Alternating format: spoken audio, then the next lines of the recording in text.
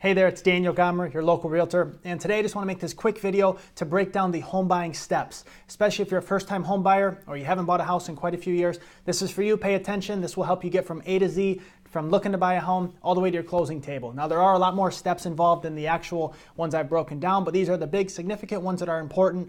This is just kind of a breakdown. If you're thinking about buying a home, this is what you're going to be looking to get into, so you can kind of get prepared. So I've broken this down into 11 simple steps that'll help you get from I'm thinking about buying a home all the way through the process to the closing table to get keys to move into your new house. So step number one, select a realtor you trust. I cannot say this enough. Very, very important.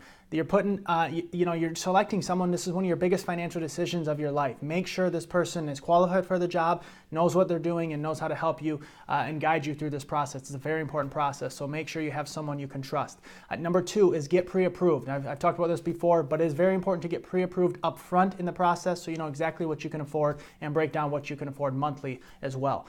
Number three, have a buyer consultation. So with my clients who are looking to buy a house, we come into the office, if at all possible. If they're out of state or something, we'll do this over the phone, but we have a buyer consultation to break down exactly what they're looking for, what style of home, how many bedrooms, bathrooms, things they need in their house, etc., and as well as things they really don't want in a house. And then we kind of break that down, also look in the area, and we see what's available in the market in the price range you're looking for. Number four is that's when we go and look at homes. So this is not step one, this is step four, when we actually go out, pound the pavement, and look at homes that fit the criteria they're looking for. And number five is write an offer. So when you find the house that you fall in love with, we write an offer. Then we negotiate that, obviously. And number six is when the offer is accepted. So that's once you get a final accepted offer on the property that you want to buy, and then we move forward from there.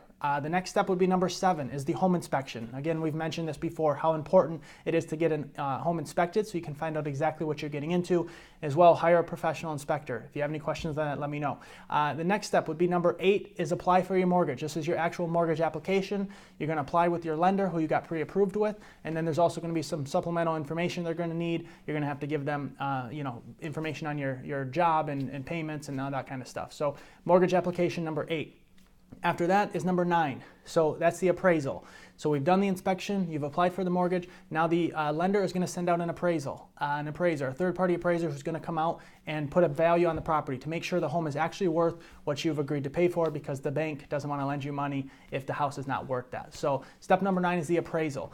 Step number 10 is basically just paperwork. There's a lot of paperwork now. There's more mortgage paperwork. They might ask you for some more documentation for things. They're going to be doing a lot of paperwork on their end. I'm going to order the title paperwork. We're going to get all that started so you have a clear title when you buy it. So number 10 is just really uneventful. It's a lot of paperwork on both ends. A lot of it is behind the scenes as well.